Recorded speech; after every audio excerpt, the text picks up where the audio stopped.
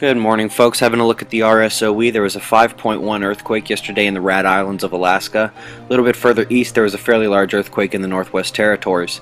Many of you know that the United States did not have a good go of it last night in terms of extreme weather. Ohio, Indiana, Kentucky, Tennessee, Georgia, Alabama, Missouri, Illinois, they all saw tornadoes yesterday. There are deaths reported. This image is nowhere near fully updated. The damage reports are still coming in, and it looks like in 24 to 48 hours, maybe slightly longer, we got another front coming through.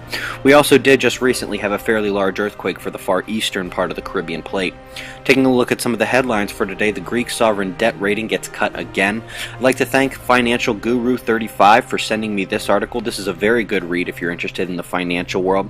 And last but not least, in terms of headlines like this, what is there to say?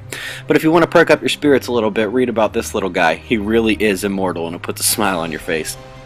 Ladies and gentlemen, here comes the sun.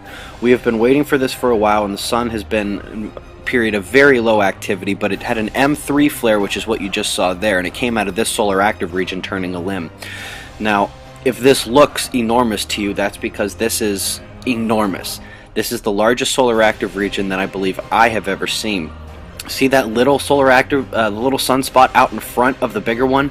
That is a huge sunspot in and of its own right. I don't even know how to classify this that monstrosity.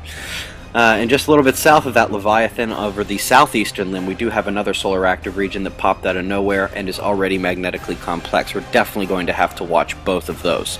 Luckily, the Earth footprint is all the way on the other side of the sun, or at least almost all the way on the other side of the sun. But if any of those solar active regions put out a strong flare, that is going to be geo-effective as it is on the Earth-facing disk. Now don't forget, that would mix with the coronal hole stream that is going to be striking us this weekend.